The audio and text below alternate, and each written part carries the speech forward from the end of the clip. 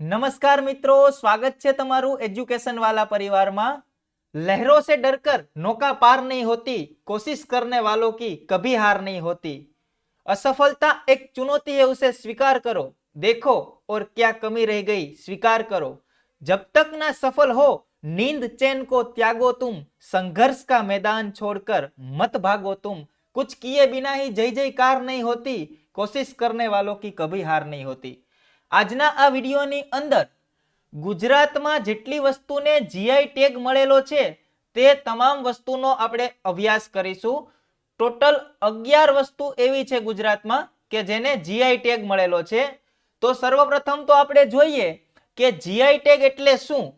GI ટેગનું પૂરું નામ geographical indication, અહીં તમે લોગો પણ જોઈ શકો છો। જીઆઈ ટેગ એટલે શું? તો વિશેષ ભૌગોલિક વિસ્તારમાં કોઈ ચીજ વસ્તુનું ઉત્પાદન થતું હોય કે કોઈ વસ્તુને બનાવવામાં આવતી હોય એને ભૌગોલિક સંકેત જીઆઈ ટેગ આપવામાં આવે છે, જીઓગ્રાફિકલ ઇન્ડિકેશન। તો કોઈ એવી વસ્તુ છે કે એક જગ્યાની એ ફેમસ છે અને ત્યાં જ એ જ વિશેષ ભૌગોલિક વિસ્તારમાં જ એ વસ્તુ ખાસ બને છે તો એને જીઆઈ ટેગ આપવામાં આવે છે। આ જીઆઈ ટેગ કોના દ્વારા આપવામાં આવે છે તેનો અભ્યાસ પણ આપણે આગળ કરીએ। આંતરરાષ્ટ્રીય સ્તરે GI tag trade related aspects of intellectual property rights TRIPS પરના WTO world trade organisation agreement દ્વારા સંચાલિત થાય છે। રાષ્ટ્રીય કક્ષાએ જીઆઈ ટેગની ફાળવણી ભારત સરકારના વાણિજ્ય અને ઉદ્યોગ મંત્રાલય હેઠળના ઔદ્યોગિક નીતિ અને પ્રોત્સાહન વિભાગની office of the control general of patent design and trademark CGPDTM દ્વારા કરવામાં આવે છે। Control general of patent design and trademark દ્વારા કરવામાં આવે છે। જે તે ચીજ વસ્તુઓના જીઆઈ ટેગની નોંધણી geographical indication of goods registration and protection act 1999 હેઠળ કરવામાં આવે છે। આ કાયદો સપ્ટેમ્બર 2003 અમલમાં આવ્યો। તો જીઆઈ ટેગની નોંધણી કઈ એક્ટ હેઠળ કરવામાં આવે છે? તો જીઓગ્રાફિકલ ઇન્ડિકેશન ઓફ ગુડ્સ, આ એક્ટ છે 1999 નો, એના હેઠળ કરવામાં આવે છે અને એનો કાયદો સપ્ટેમ્બર 2003 અમલમાં આવ્યો છે। જીઆઈ ટેગની નોંધણી માટેની ઓફિસ ચેન્નઈ, તમિલનાડુ ખાતે આવેલી છે। વૈશ્વિક બજારમાં જે તે ચીજ વસ્તુઓ માટે જીઆઈ ટેગની નોંધણી 10 વર્ષ માટે માન્ય ગણાય છે। વિદેશી પ્રોડક્ટ્સ પણ ભારતમાં જીઆઈ ટેગ મેળવી શકે છે। આવી 9 પ્રોડક્ટ્સ છે જે જીઆઈ ટેગ હેઠળ નોંધણી પામેલ છે। ઉદાહરણ તરીકે સ્કોચ, વિસ્કી, ફ્રેન્ચ ચેમ્પેન વગેરે। સૌથી વધુ જીઆઈ ટેગ પ્રાપ્ત વસ્તુઓ કર્ણાટકની છે। તો હવે આપણે જીઆઈ ટેગ વિશે થોડી ફેક્ચ્યુઅલ ડેટા જોઈએ। તો જીઆઈ ટેગ આપવામાં આવતી વસ્તુનું લિસ્ટ જોઈએ તો કૃષિ ઉપજ, પ્રાકૃતિક વસ્તુઓ, પીણા, ઔદ્યોગિક ઉત્પાદન, હસ્તકળા, ખાદ્ય સામગ્રી, વસ્ત્ર અને કાપડ અને મસાલા। તો આમ આ એટલી વસ્તુને જીઆઈ ટેગ આપવામાં આવે છે। ભારતનો પહેલો જીઆઈ ટેગ એ દાર્જિલિંગની ચાને 2004-05 આપવામાં આવ્યો હતો। દાર્જિલિંગની જે ચા છે તેને ભારતનો પ્રથમ જીઆઈ ટેગ મળ્યો હતો। તો આ પ્રશ્ન પણ અવારનવાર પરીક્ષામાં પૂછાય છે। ત્યારબાદ આપણે વાત કરીએ તો બીજો પ્રશ્ન, પ્રથમ વાનગી કે જેને જીઆઈ ટેગ પ્રાપ્ત કર્યું છે એ હૈદરાબાદની હલીમ। આ એક પ્રકારની વાનગી છે જે આવી હોય છે। તો હૈદરાબાદની હલીમ આ વાનગી છે અને વાનગીમાં પ્રથમ જીઆઈ ટેગ કોને મળ્યો એવો પ્રશ્ન પૂછાય તો હૈદરાબાદની હલીમ। ત્યારબાદ આપણે જોઈએ તો ગુજરાતમાં જીઆઈ ટેગ મેળવનાર વસ્તુ કેટલી? તો એ 11 વસ્તુ એવી છે જેનો આપણે અભ્યાસ કરીશું વન બાય વન અને તમે ફોટોસ સાથે આ વસ્તુને જોઈ શકો છો। દરરોજ સવારે ઉઠી અને એક લક્ષ્ય પસંદ કરો અને આખો દિવસ એ લક્ષ્યને અચીવ કરવામાં લગાડી દો। જોજો મિત્રો, જિંદગી ઓટોમેટિકલી બદલી જશે। તો ચાલો હવે વિગતવાર અભ્યાસ કરીએ આ 11 વસ્તુઓનો। તો સર્વપ્રથમ આપણે વાત કરીએ સંખેડાનું ફર્નિચર કે જે હસ્તકળામાં આવે છે. તો સંખેડાનું જે ફર્નિચર છે તેને જીઆઈ ટેગ આપવામાં આવ્યો છે. આ તમે આ ઝૂલો જોઈ શકો છો તે જે સંખેડાના ફર્નિચરમાંથી બનાવવામાં આવ્યો છે. સંખેડા ફર્નિચર એ ગુજરાત અને ભારતનું રંગબેરંગી સાગના લાકડાનું ફર્નિચર છે જેને રોગાન સાથે ટ્રીટ કરવામાં આવે છે અને મરૂન અને સોનાના પરંપરાગત તેજસ્વી રંગોમાં રંગવામાં આવે છે. તે સંખેડા ગામમાં બનાવવામાં આવે છે અને તેથી તેનું નામ, આ ગામ એ વડોદરાથી લગભગ 45 કિલોમીટર દૂર આવેલું છે એટલે આ ગામના નામ પરથી આ ફર્નિચરનું નામ પડ્યું છે સંખેડાનું ફર્નિચર અને એ હસ્તકલામાં આવે છે. તો હવે ગુજરાતના જે 11 વસ્તુ છે એ આપણા માટે આઈએમપી થાય. બાકી તો ઘણી વસ્તુને ભારતની અંદર જીઆઈ ટેગ મળેલો છે. એમાં જે કરંટમાં ચાલતી હોય તેવી વસ્તુ આપણે યાદ રાખવી પડે. બાકી દરેક વસ્તુ તો આપણાથી પણ યાદ રહે નહીં. પરંતુ ગુજરાતની 11 વસ્તુ યાદ રાખવી આપણા માટે ફરજિયાત છે.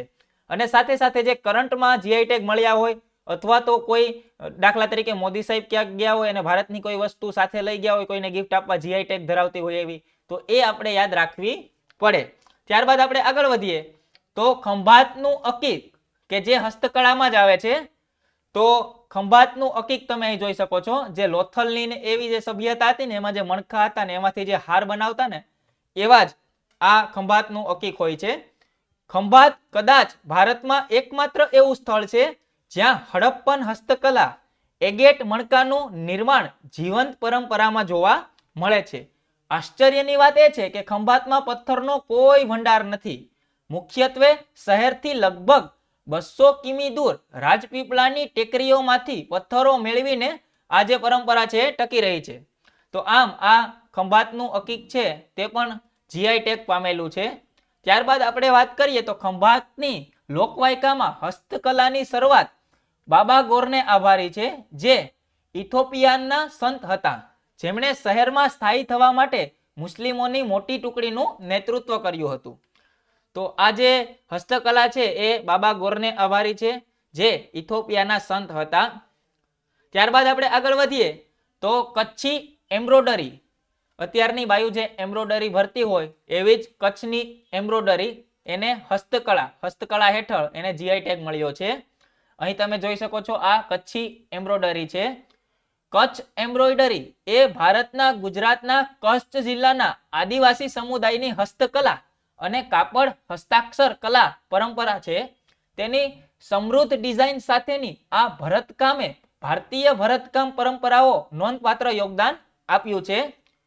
ભરતકામ જે સામાન્ય રીતે સ્ત્રીઓ દ્વારા કરવામાં આવે છે તે સામાન્ય રીતે સુતરાઉ કાપડ પર સુતરાઉ અથવા રેશમના દોરાનો ઉપયોગ કરીને જાળી જેવા રૂપમાં કરવામાં આવે છે. ચોક્કસ પેટર્નમાં તે રેશમ અને સાટિન પણ રચાય છે. અપનાવવામાં આવેલા ટાંકાઓના પ્રકાર ચોરસ, સાંકળ, double button hole, pattern darning, running stitch, satin અને સીધા ટાંકા છે.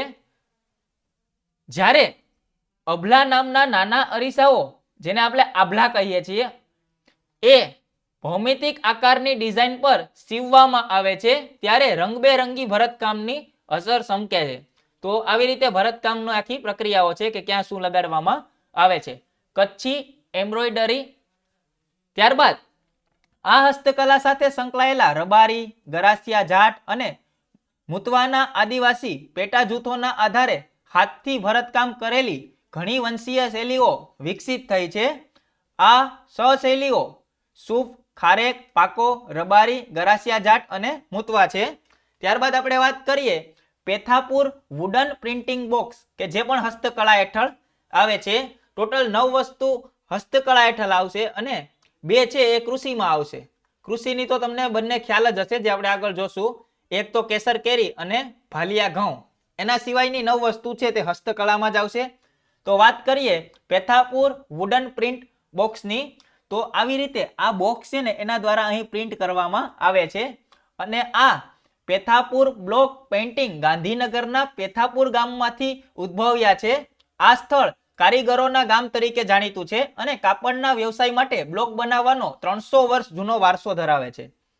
વિજ્ઞાન અને ટેકનોલોજી વિભાગ દ્વારા પૂરા પાડવામાં આવેલ દસ્તાવેજોમાં ઉલ્લેખ કરવામાં આવ્યો છે કે પેથાપુર પ્રિન્ટિંગ બ્લોક્સ દ્વારા મુદ્રિત સુતરાઉ કાપડ લંડન, બ્રિટનના વિક્ટોરિયા આલ્બર્ટ મ્યુઝિયમમાં રાખવામાં આવ્યું છે, જે 1850 થી છે, જેમાં કાપડના વર્ણનમાં ઉલ્લેખ કરવામાં આવ્યો છે. ત્યારબાદ આપણે વાત કરીએ તો સુરતી જરીકામ કે જે પણ હસ્તકળા હેઠળ આવે છે. અહીં આ જરીકામ તમે જોઈ શકો છો. સુરતના જરી ઉદ્યોગમાં ઘણી ચમક છે. લાખો ભારતીય નવવધુઓ સુરતની ઋણી છે, કારણ કે તેઓ જે સાડીઓ અને ડ્રેસ મટીરિયલ પહેરે છે તેમાં વ્યાપકપણે વપરાતી જરી, સોના અને ચાંદીના દોરાઓ શહેરમાંથી આવે છે. સુરતમાં જરી બનાવવાનો વર્ચ્યુઅલ ઇજારો છે. વારાણસી બજારનો એક નાનો પરંતુ નજીવો હિસ્સો દાવો કરે છે. વારાણસી સુરતની જરીનો ઉપયોગ વિશ્વવિખ્યાત બનારસી સાડીઓના ઉત્પાદનમાં થાય છે. દક્ષિણ ભારતમાં ઉત્પાદિત કાંજીવરમ સાડીઓમાં પણ તેનો ઉપયોગ થાય છે. ત્યારબાદ આપણે વાત કરીએ તંગાલિયા શાલ કે જે સુરેન્દ્રનગરમાં આવેલ છે, એનો પણ સમાવેશ હસ્તકળામાં થાય છે. તો આ શાલ તમે જોઈ શકો છો, એ તંગાલિયા શાલ છે જે સુરેન્દ્રનગરમાં આવે છે. તંગાલિયા શાલ જે એક અનોખી વણાટ તકનીકનો ઉપયોગ કરે છે અને લગભગ લુપ્ત થવાની આરે હતી. તેને કેન્દ્ર સરકાર દ્વારા જીઆઈ ટેગ માન્યતા આપવામાં આવી છે. ત્યારબાદ કચ્છી શાલ જે પણ હસ્તકલામાં આવે છે. અહીં તમે જોઈ શકો છો કચ્છી શાલ. કચ્છની શાલ એ ભારતના ગુજરાતના કચ્છ પ્રદેશમાં વણાયેલી પરંપરાગત શાલ છે. આ મોટા ભાગે કચ્છના ભુંજોડી ગામમાં કચ્છી મોટિવ સાથે વણાયેલી છે. ત્યારબાદ આપણે વાત કરીએ પરંપરાગત રીતે કચ્છી વણકર મારવાડ અને મહેશ્વરી સમુદાયના છે. ત્યારબાદ આપણે વાત કરીએ પાટણના પટોળા, એ પણ હસ્તકલા હેઠળ આવે છે. છેલાજી રે મારી હાટુ પાટણથી પટોળા મોંઘા લાવજો. પાટણના પટોળાને પણ જીઆઈ ટેગ પ્રાપ્ત થયેલો છે. ત્યારબાદ જામનગરની બાંધણી કે જે પણ હસ્તકલામાં આવે છે. તો આ બાંધણી ગુજરાતમાં આવેલ સૌરાષ્ટ્રના જામનગર જિલ્લામાં બાંધણીનો વિકાસ થયો છે અને આ બાંધણીને હસ્તકલા હેઠળ એને પણ જીઆઈ ટેગ પ્રાપ્ત થયો છે. ત્યારબાદ ગીરની કેસર કેરી જે કૃષિ સાથે સંકળાયેલી છે. આ કેસર કેરીને પણ જીઆઈ ટેગ પ્રાપ્ત થયો છે, જે ખાસ કરીને સૌરાષ્ટ્રમાં અને એમાં પણ તાલાળામાં વધારે જોવા મળે છે, ગીર સોમનાથના તાલાળામાં. ત્યારબાદ આપણે વાત કરીએ તો ભાલિયા ઘઉં કે જે પણ કૃષિ સાથે સંકળાયેલા છે. આ ભાલિયા ઘઉં છે. જીઆઈ પ્રમાણિત ઘઉંમાં પ્રોટીનનું પ્રમાણ વધુ હોય છે અને તે સ્વાદમાં મીઠા હોય છે. અમદાવાદ, આણંદ, ખેડા, ભાવનગર, સુરેન્દ્રનગર, ભરૂચ જિલ્લાઓ સહિત સમગ્ર ગુજરાતના ભાલ પ્રદેશમાં આ પાક મોટે ભાગે ઉગાડવામાં આવે છે.